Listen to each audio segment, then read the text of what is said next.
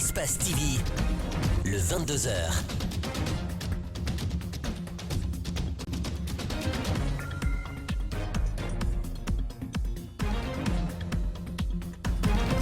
Très heureux, mesdames et messieurs, de vous retrouver pour cette nouvelle édition de 22h, dont voici les principales articulations. Fin de calvaire pour les commerçants et les usagers de la route Conakry-Freetown. La frontière guinéo-léonaise rouvre le jeudi 18 février 2021. La diplomatie a eu raison des différends opposant les deux États et c'est le président léonais en personne qui était à la mallette. Leur état de santé ne s'améliore guère, leurs conditions de détention non plus. Certains opposants au régime de Conakry, détenus à la maison centrale, ont été admis à l'hôpital national d'Ignasdine. Il s'agit notamment de Founike Mengue et d'Ousmane Gawal Diallo. Les échos dans un court instant. 5000 citoyens vivant dans la localité de Wonkifon, sous-préfecture de Koya, sommés de quitter leur terre qui serait une zone réservée, mais ils ne l'entendent pas de cette oreille. Ils ont constitué un collectif pour défendre leurs droits. Mesdames et messieurs, c'est le grand angle de ce soir. Encore une fois, bienvenue. La diplomatie a eu raison des différends qui opposaient Conakry à Freetown. La frontière guinéo-sierra-léonaise sera rouverte ce jeudi. C'est l'un des accords majeurs qui sanctionne la visite d'amitié et de travail du président sierra-léonais à Conakry. 3 accords de coopération dans les domaines économiques, militaires et sécuritaires sont également à noter. Mamadou Salioba, El Ajalioba. Dans le salon d'honneur, les applaudissements des autorités guinéennes et sierra-léonaises. À cet instant, les deux présidents viennent de prendre la décision de rouvrir la frontière qui sépare les deux pays, une décision qui était très attendue. Suite à l'assurance donnée par les deux parties sur le plan de la sécurité, les deux chefs d'État se sont entendus pour ouvrir leur frontière commune le jeudi 18 février 2021 à partir de 8h GMT. La frontière entre la Guinée et la Sierra Leone, c'est plus de 600 km, fermée pour des questions de sécurité. À l'approche de la présidentielle guinéenne, elle va donc être opérationnelle dès ce jeudi. Ce n'est pas le seul résultat de cette visite. Les deux pays ont jugé important d'approfondir leurs relations bilatérales par la signature de 3 accords de coopération. L'accord général de coopération entre le gouvernement de la République de Guinée et le gouvernement de la République de Sierra Leone. L'accord cadre de coopération en matière de sécurité et de renseignement entre la République de Guinée et la République de Sierra Leone. Le protocole d'accord de coopération et d'assistance administrative mutuelle en matière douanière entre la République de Guinée et la République de Sierra Leone. Entre la Guinée et la Sierra Leone, c'est une grande histoire. Les deux pays décident de se donner la main pour l'obtention des vaccins contre le Covid-19, de mettre en œuvre l'accord de Paris sur le climat, de renforcer leur coopération dans le domaine économique, militaire, sécuritaire, de se partager des renseignements pour la paix. Au cours de cette rencontre, les deux présidents n'ont pas manqué d'évoquer le vieux sujet autour de Yenga, cette zone libérée par la Guinée lors de la guerre civile, revendiquée aujourd'hui par la Sierra Leone. Les deux chefs d'État ont également convenu de convoquer à nouveau le comité technique conjoint sur Yenga, qui devrait se réunir à Nongoa le 3 mars 2021 et d'entreprendre des patrouilles conjointes ou parallèles le long des zones frontalières communes à partir du 1er mars 2021. Une solution pourrait être trouvée sur cette zone riche en diamants. Le président de la République va se rendre très prochainement à Sierra Leone pour une visite d'amitié et de travail. Le gouvernement guinéen entend vite contenir la résurgence de la maladie à virus Ebola. La sous-préfecture de Gouéké, dans Zérekoré, considérée donc comme l'épicentre, concentre les mesures qui consistent à la disposition déjà d'une aide d'urgence et l'imposition de mesures barrières dans la zone. Bernard Koundono décrypte les directives du gouvernement pour la gestion du virus Ebola en Guinée. Après la confirmation des nouveaux cas d'Ebola en Guinée, plus précisément dans la sous-préfecture de Gouéké, préfecture de Zérekoré, le 13 février 2021, le gouvernement guinéen a déclaré la seconde épidémie de la maladie à virus Ebola. Pour donc limiter sa propagation, des mesures urgentes sont envisagées et applicables en région forestière, qui est pour le moment considérée comme le foyer de l'épidémie en Guinée. Ces mesures sont applicables dans la sous-préfecture de Gouéké, où les 4 premiers cas de décès ont été enregistrés, et Zérékoré, le chef-lieu de la région. Dans la sous-préfecture de Gouéké, le gouvernement interdit les marchés hebdomadaires, des cérémonies religieuses et traditionnelles nécessitant des regroupements pour une durée de 30 jours renouvelables si nécessaire. Les enterrements dignes et sécurisés de tous les cas confirmés et suspects probables par des équipes habilitées. L'État invite les citoyens à déclarer aux autorités sanitaires et administratives tous les cas de décès, interdit également les regroupements de plus de 5 personnes. Il annonce la mise en place par les services de santé et de sécurité les barrages de contrôle sanitaire, notamment la prise de température, la recherche des symptômes et des cas contacts aux entrées et sorties de la sous-préfecture de Gouéké, l'isolement et le suivi de tous les malades et leurs contacts. Les mêmes mesures sont aussi prises pour le centre-ville de Zérékoré. Dans cette directive du gouvernement guinéen pour la gestion de l'épidémie à virus Ebola à travers l'ANSS, il annonce la mise à la disposition des ménages des localités concernées des dispositifs de lavage des mains ainsi qu'un accompagnement en denrées alimentaires et les frais de condiments pour les ménages isolés. Par ailleurs, le gouvernement informe les populations que les dispositions idoines sont prises pour rendre disponible le vaccin afin de vacciner les contacts des malades et les contacts des contacts dans les zones d'isolement. Le gouvernement guinéen invite donc les citoyens au respect des mesures d'hygiène. À date, le virus Ebola a fait 5 victimes pour 125 personnes contacts qui sont sous surveillance, dont 115 à Zérékoré et 10 à Conakry, plus précisément dans la commune de Ratoma, selon le dernier communiqué de l'Agence nationale de sécurité sanitaire. 5 morts déjà, Ebola gagne du terrain, mais le gouvernement aussi est sur un pied de guerre pour contenir sa propagation et l'anéantir. Ce combat d'Ebola en Guinée coïncide à la présence du coronavirus et déjà plusieurs contacts et suspects sont enregistrés à Conakry dans la commune de Ratoma. 10 contacts sont sous surveillance. Nos équipes de reportage ont tendu leur micro à quelques citoyens de cette commune. Ali Badra Kamara, Ibrahima Sori Sengsouma. Quelques jours après la déclaration des autorités sanitaires du pays, 25 contacts ont été repérés, dont 115 à Zérékoré et 10 dans la commune de Ratoma à Conakry. Ces 125 personnes contacts sont sous surveillance dans les zones de Zérékoré et Conakry, précisément Ratoma, selon l'ANSS. Les équipes d'investigation sont à pied d'œuvre pour approfondir la recherche des cas actifs pour délimiter le foyer de contamination. À Ratoma, le risque de contracter la maladie est trop. Partout ce matin, c'est le plein. Les marchés, les coins de stationnement et autres endroits de regroupement.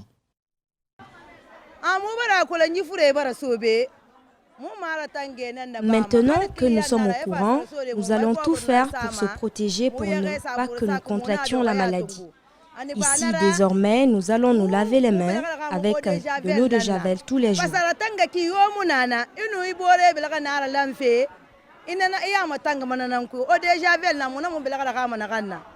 Face à cette résurgence, les conducteurs sont parmi les plus exposés. À Ratoma, ils disent ne pas être au courant des cas de contact à Conakry. Je ne sais pas comment il faut expliquer ça parce que tu n'es pas au courant. Je ne suis pas au courant de ça. Donc, seulement maintenant, comme je suis informé, il faut que je prenne ma disposition pour me protéger et informer les autres encore, de ma famille, de mes copains, et ainsi de suite. Pour éviter la propagation du virus, ces femmes souhaitent l'accompagnement de l'État en leur dotant des moyens de prévention. Nous demandons au président Alpha Condé de nous aider à avoir des moyens de prévention pour que nous puissions sortir cette maladie du pays.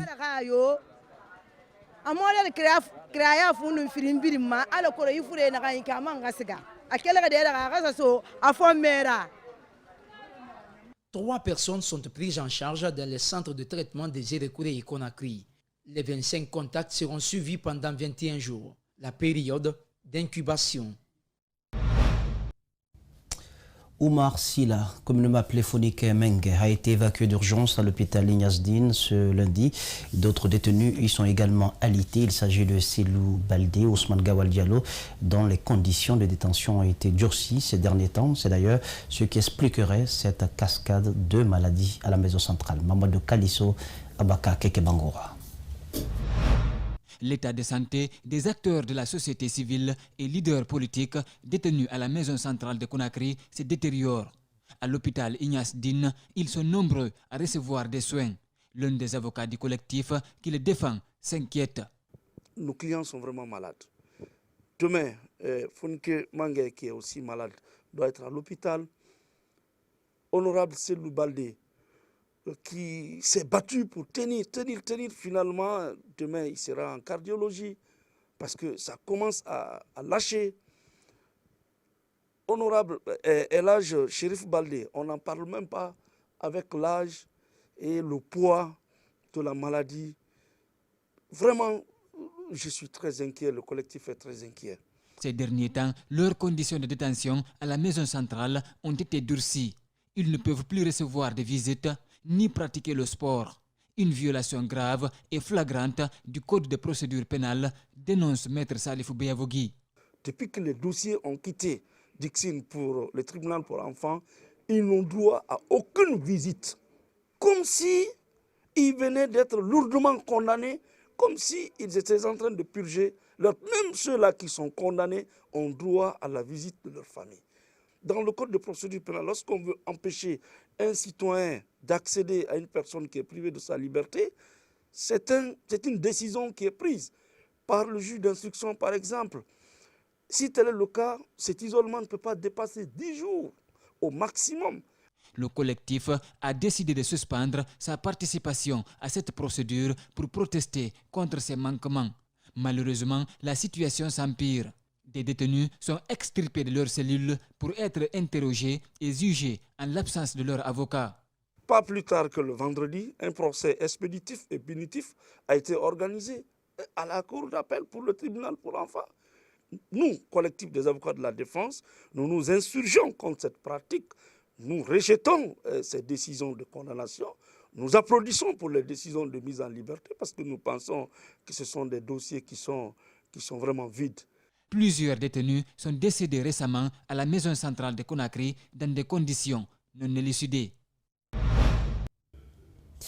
Une bâtisse symbolisant une technopole en Guinée, c'est pour bientôt. C'est le plateau de la cimenterie qui va abriter l'infrastructure. Ce mardi, le ministre des Postes et Télécommunications de l'économie numérique s'est rendu sur le site avant le démarrage effectif des travaux. Malik Sangiana Kamara, Alseni Kamara. Après le lancement du projet de construction de la mise en œuvre des solutions innovantes pour le développement des infrastructures et télécommunications éthiques par le Premier ministre Kassori, le ministre Koulibaly a effectué ce mardi une visite de terrain sur le site de la cimenterie. Ici va être construite la toute première technopole numérique du pays. La réalisation du premier data center de Tier 3 sur les plaines de Koloma et aujourd'hui la première technopole de Conakry, je dirais une première d'ailleurs dans la sous-région. C'est pour vous dire la vision et les ambitions du président de la République de faire en sorte que le digital soit au cœur du développement socio-économique de la Guinée. Merci. Le numérique étant la 4e révolution, la Guinée s'inscrit dans cette dynamique pour être au rendez-vous. Cette infrastructure sera composée d'un centre data, d'un service et applications numériques et d'un centre d'excellence. Alors, on a une superficie disponible de 24 hectares. D'accord. Donc, nous allons graduellement construire le centre, le data center. Alors, il y a une chose qu'il faudrait préciser. Dans le projet, on a prévu un data center tier 4 qui est le plus haut niveau de data center au monde. Donc, ça va être une première en Afrique de l'Ouest, qui aura sa réplique, comme on dit, son backup dans une ville à l'intérieur du pays pour assurer la redondance, pour assurer la disponibilité des données. Confié à Comconsult, le coût de la réalisation de ce projet s'élève à 42,859 millions US. D'après le ministre des Postes et Télécommunications et de l'économie numérique, les travaux devraient débuter au mois de mai prochain. Eux, ils réclament 3 mois d'arriérés de salaire. Les travailleurs du nouveau hôtel, Grand Hôtel de l'Indépendance, sont en colère à travers un point de presse animé ce mardi à la Maison de la Presse. Le syndicat des travailleurs s'est fait entendre. Djene Bemba Koulibaly, Abdoulaye Kamara pour plus de détails. 3 mois sans salaire. Les travailleurs du complexe hôtelier de Nouveau Hôtel de Guinée n'en peuvent plus. C'est face à cette situation embarrassante que le syndicat, par la voix du secrétaire général, a exprimé sa colère ce mardi. Il exige à ce que ces travailleurs soient rétablis dans leurs droits. Mais ce n'est pas de l'or qu'ils nous ont vendu, c'est du fer qu'ils nous ont vendu. Donc ils n'ont qu'à tout faire, nous aider à récupérer notre dit avec cette société SNA, avant qu'ils ne transmettent encore ces droits de la SNA à une autre société qu'on appelle Hayat. Je ne sais pas si c'est la fiction ou quoi, mais nous, comme on nous a dit que vous êtes reversés avec la société SNA, nous demandons à l'État là, qui nous a vendu vraiment ce projet gigantesque là, de nous aider à récupérer notre revenu. Désemparé de la situation, ce salarié interpelle l'État et plus particulièrement le président de la République afin de trouver une solution à leur calvaire. Vraiment, on souffre énormément. On a perdu 6 de nos collègues. Et aujourd'hui, il y a certains parmi nous qui ont déjà divorcé avec leurs femmes. Ils ont délogé 3 personnes parmi nous. Certains ont eu la préavis. On vit très mal. On lance l'appel aux autorités guinéennes de nous aider, d'avoir vraiment pitié de nous. On vit très mal. D'après nos informations, des démarches ont été menées au niveau de l'inspection générale du travail jusqu'à la présidence, mais en vain. Malgré tout, le bureau syndical n'entend pas baisser les bras. L'USAID vient de procéder à la remise officielle des infrastructures sanitaires réhabilitées et équipées dans les régions de Boké et Kindia. Le projet est exécuté par J.H. Piego. C'est une action qui s'inscrit dans le cadre de la mise en œuvre des activités du projet de haute qualité des services de santé pour le développement dans son volet renforcement de la stratégie avancée en abrégé RSA. C'est un public reportage signé Antoine Dédéonevogui, Alseni Kamara.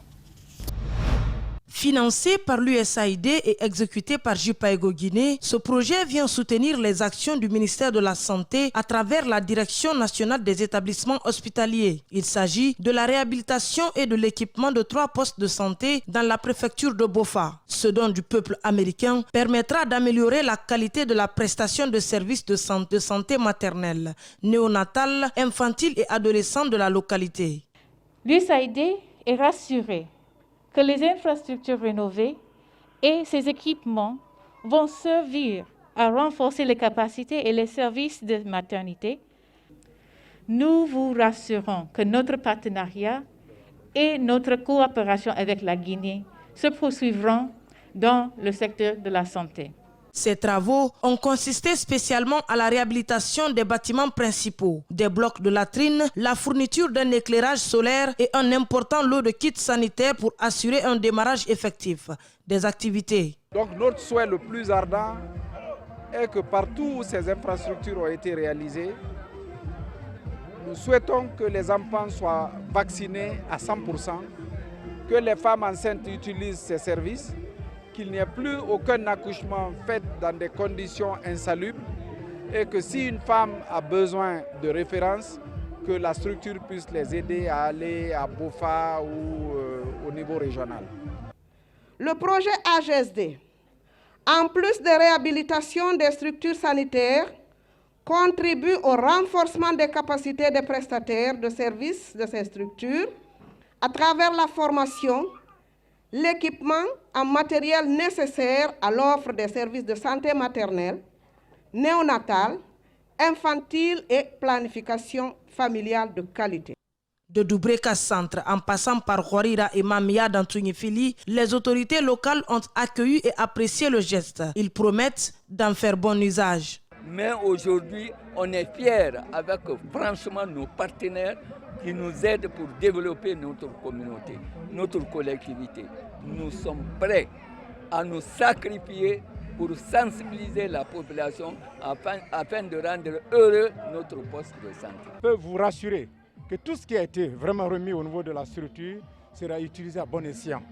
Et nous allons veiller là-dessus pour le bon usage, pour le bien de nos malades qui viendront vraiment dans nos structures. Au total, ce sont 27 structures sanitaires dans 10 communes des régions de Kindia et Boké qui ont bénéficié des travaux de réhabilitation pour un montant global de 674,919 $ américains. Dans le même sillage, une autre équipe de l'USAID était à Koya et à Forêt-Karia, au chevet des populations guinéennes. Zenab Bangoura, Abdoulaye Kamara vous en disent davantage. L'apparition du virus Ebola en 2014 en Guinée avait levé le voile sur le manque criard de structures de santé adéquates pour faire face à une quelconque crise sanitaire d'envergure. Mais de cette période épidémique, des leçons ont été tirées. L'USAID, en appui au gouvernement guinéen, a mis en place le projet HSD pour la réhabilitation de services de santé dans les localités de Kouria, Kouala-Rouré, Ouankifon, entre autres. Il a été constaté que les structures sanitaires, souvent étaient en mauvais état, étaient sous-équipées. Donc c'est difficile de demander à une population d'aller vers une structure où elle ne peut pas avoir les soins de qualité.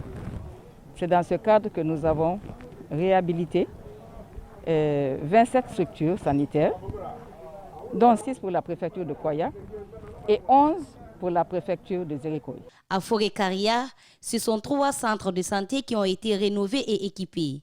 En dépit de ces réhabilitations, d'autres actions ont été menées par l'agence américaine. Nous avons fait avec le conseil des autres un plan de maintenance et ça va être partagé. On a aidé le ministère de la Santé à recruter des relais communautaires et des agents de santé communautaire pour rapprocher la santé vers les populations et pour les sensibiliser pour qu'ils puissent aussi mieux utiliser les services de santé qui ont été mis à leur disposition. Les bénéficiaires et les autorités de ces localités sont satisfaits du travail abattu et promettent d'en faire bon usage. Là où nous sommes à l'heure, là, nous faisons au moins 650 césariennes par an. Et avec l'aide là, je crois que tout ira pour le mieux. Vraiment, nous pouvons dire effectivement que nos sentiments sont les meilleurs. Parce qu'un centre de santé urbain d'abord, c'est la présentation physique. Pour pérenniser ces acquis, le ministère de la Santé, en collaboration avec les autres départements, mettront des stratégies en place. Déjà, 2000 agents communautaires seront recrutés au compte du département pour cette année. Les agents de santé doivent être recrutés et affectés et maintenus à leur poste. Donc la première des choses, d'abord, c'est les recruter à la fonction publique. Et le ministère de la Santé est en train de tout faire pour que ce recrutement privilégie les agents de santé communautaires qui sont des qualifications des ATS pour qu'on puisse avoir une couverture suffisante d'agents de santé communautaires.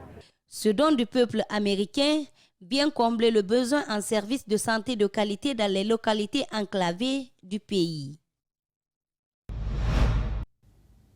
Cérémonie de lancement officiel ce mardi du projet Student Hours Guinée au chapiteau du Palais du Peuple. C'est un événement organisé donc par les membres de cette structure qui vise à récompenser les étudiants qui se sont illustrés durant leur cursus universitaire. C'est la célébration de l'excellence qui va aussi consister à les accompagner dans leurs différents domaines. L'événement est prévu le 9 avril 2021. Mohamed Valek Touré, Ibrahim Souba. En Guinée, nombreux sont les étudiants qui sortent diplômés chaque année dans des différentes universités de la capitale et à l'intérieur du pays. Pendant leur cursus universitaire, beaucoup sont parmi eux qui se démarquent des autres de par leur intelligence et leur mode de créativité, mais qui le plus souvent passent inaperçus. La distinction Student Awards vient répertorier les meilleurs, leur distinguer et leur récompenser pour mieux s'ouvrir à l'international. On a misé sur les jeunes parce qu'on se dit que tout développement d'une nation dépend d'abord de sa jeunesse, dépend de l'éducation de sa jeunesse, la formation de sa jeunesse. Et qui parle de formation et d'éducation, nous on se dit que ça passe d'abord par les études. Et qui parle d'études passe donc forcément, à un certain niveau en tout cas, par les études, les universités, donc être étudiant. Donc nous on s'est dit qu'il faut chercher à faire en sorte de promouvoir le talent même de ces étudiants-là. L'objectif est de mettre en valeur leurs compétences afin de les promouvoir auprès des entreprises. Ils sont nombreux des organisations estudiantines à s'impliquer, mais l'accompagnement de l'État et des institutions pour la mobilisation des candidatures et la bonne réussite des projets font défaut. Il y a des étudiants qui sont vraiment talentueux. Lors de la semaine du numérique, il a précisé tout de suite, il y a des étudiants qui sont venus avec des inventions. Mais si derrière, il y avait un accompagnement, il y avait un suivi, je pense que ça allait aboutir à quelque chose. Les lauréats recevront des prix en nature ainsi que des accompagnements dans le cadre de la réalisation de leurs projets.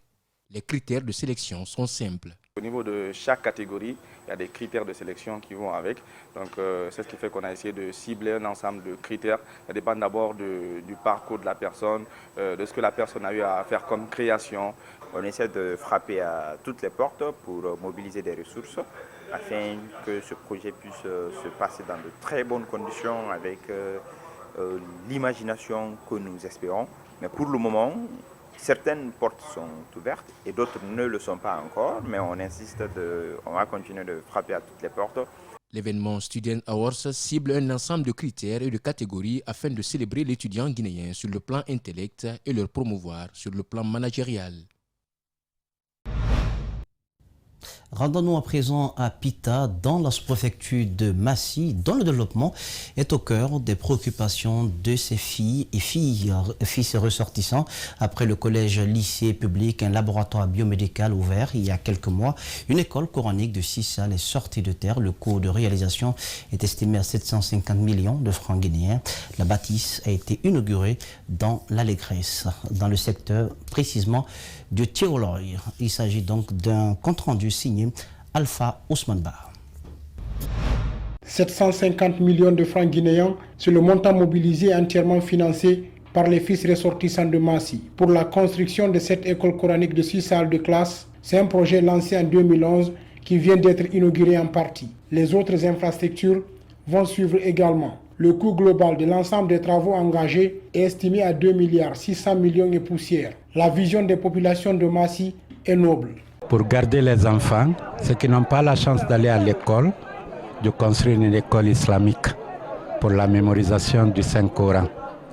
Le projet a été adopté et le donateur qui est là, qui est résident de ce secteur, nous a donné une superficie de 4 hectares. Nos ambitions étaient nobles et nous avions prévu beaucoup de choses à faire. L'école de 6 classes, une infirmerie et ensuite un terrain de jeu et une cantine scolaire. Ce projet d'éducation et d'instruction tient tout le monde à cœur dans la zone de Massy. Tous les fils se considèrent comme un maillon de la chaîne, ce qui motive davantage le maître chargé de la formation. S'agissant d'enseigner les enfants, c'est une joie immense pour moi, parce que des autorités locales, en passant par la Ligue islamique, jusqu'aux parents des enfants, tout le monde respecte le travail pour lequel je suis là. Celui de faire mémoriser les enfants le Coran. Les bénéficiaires de leur côté promettent de s'impliquer pour le maintien des enfants dans la mémorisation du Coran. Une façon d'encourager les donateurs. En ce qui concerne cette école, nous avons une décision. Par rapport à tout ce que nous pouvons faire ici, nous ferons en sorte également que les enfants soient maintenus à l'école en tant que parents d'élèves pour qu'ils soient instruits. Les ressortissants de Massy ne sont pas à leur premier geste de bienfait pour leur localité d'origine. Il y a moins de 4 mois, c'est un collège-lycée public et un laboratoire biomédical qui ont été construits par les mêmes fils de Massy. 5000 citoyens vivant dans la localité de Wankifon, sous-préfecture de Koya, sommés par l'État de quitter leur terre qui serait une zone réservée, mais ils ne l'entendent pas. De cette oreille, ils ont constitué un collectif pour défendre leurs droits. Il s'agit tout de même de 3 villages comptant des milliers d'habitants. La zone serait donc prévue pour le projet Conakry Vision 2040. C'est le grand format de ce soir, signé André Mossier-Milimono, Ibrahim Assori Camara.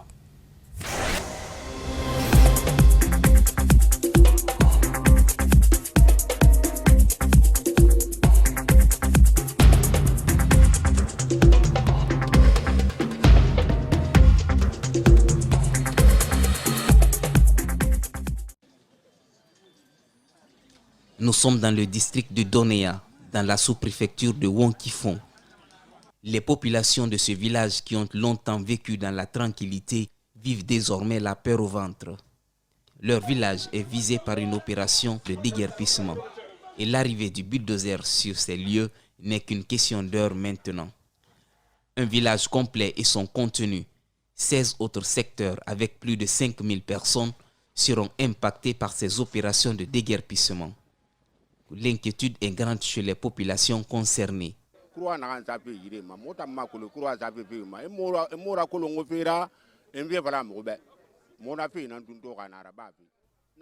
Nous ignorons les raisons de ces marquages sur nos maisons. Je pense que si l'État a besoin d'une terre, il faut d'abord aviser les occupants et les entretenir, ne serait-ce que pour leur donner les motifs. Cela nous inquiète beaucoup, raison pour laquelle nous sommes présents ici ce matin.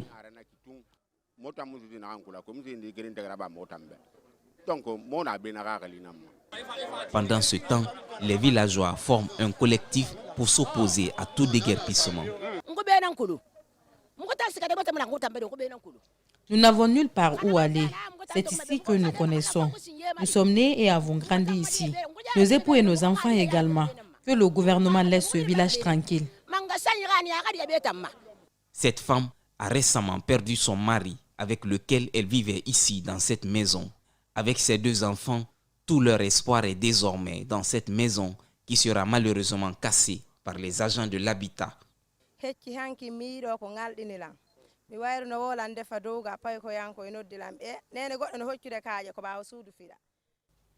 Je faisais ma cuisine quand mes enfants m'ont alerté que quelqu'un était en train de marquer notre mur. Je lui ai demandé s'il s'est trompé de route. Il m'a répondu non, que l'habitat a besoin de notre maison.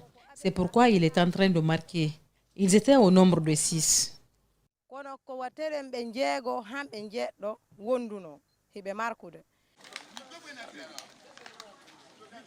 Ces habitants ont appris à leurs dépens qu'ils occupent une zone réservée de l'État, une hypothèse qu'ils rejettent car selon eux, ce village existe depuis des siècles. Si c'est une zone de l'État, qu'on nous montre les documents qui me prouvent que c'est une zone de l'État.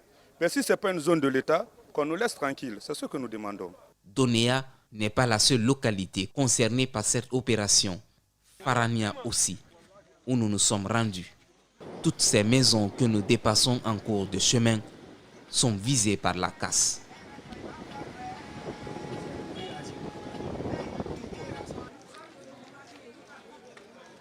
Nous rendons visite à un vieil homme de plus de 100 ans, nous dit-on.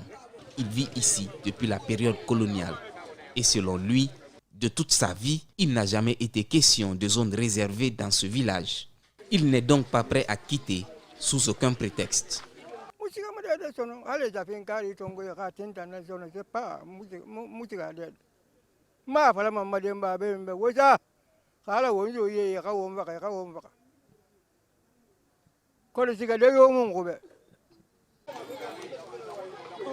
Désemparé, le collectif demande des doléances à l'État. Nous voulons que le gouvernement nous laisse ici. Toutes nos vies sont ici et si l'État nous enlève ici, nous irons où? Si on nous enlève ici, on n'a pas où aller. Et puis c'est ici que nous connaissons. On n'a pas du tout où aller. Mais s'ils disent qu'ils vont nous enlever là, on est à leur disposition. Loin de là, direction la sous-préfecture de Wonkifon pour rencontrer le sous-préfet. Dans sa réponse, nul doute que ces populations seront déguerpies de leur village. Le projet Conakry Vision 2040 du gouvernement serait la raison de ce déguerpissement. La direction préfectorale de la ville et de l'aménagement du territoire nous a saisi comme quoi qu'elle doit venir ici pour aller sur la zone de 16 650 hectares pour cocher les bâtiments. Et cette zone de 16 656 hectares est une zone expropriée par l'État guinéen en 2015. Et toutes les populations sont au courant, elles sont informées depuis qu'il est interdit de faire des nouvelles constructions et pratiquement c'est une zone de l'État réservée. Donc lorsque la mission nous a saisi comme quoi elle viendra le samedi, ça a coïncidé à la convocation d'une réunion de tous les présidents des districts. La mission de l'habitat est venue, elle a participé à la tenue de la réunion avec les présidents des districts. Et chaque président du district a reçu l'information. Parce qu'en ce qui nous concerne, nous, qui vont ici, c'est 3 districts qui sont concernés. C'est le district de Donéa, et le district de Balaya et le district de Kouyeya. Mais principalement, c'est le district de Donéa qui est beaucoup plus concerné. Selon le sous-préfet, le rôle qu'il pourrait jouer dans cette affaire est de calmer la colère des citoyens en procédant à la sensibilisation. Si vous prenez les 3 districts, à peu près il y a 7 000 à 8 000 populations concernées. Nous, en tant qu'autorité locale, notre rôle, c'est d'aller les sensibiliser. Pendant que nous échangeons avec le sous-préfet, le collectif était déjà là, au siège de la sous-préfecture pour des explications. Il s'est aussitôt entretenu avec les membres en présence de ses adjoints. Il leur a suggéré de faire un mémo qu'il transmettra au président de la République. Les populations se dispersent avec une note de satisfaction, mais restent tout de même peu rassurées, car pour l'heure, les maisons restent cochées. Situation inquiétante donc à Ouankifon. C'est la fin de cette édition d'information. Merci de votre aimable attention. Excellent sur le programme sur Espace TV, la télé de notre planète. Bonsoir.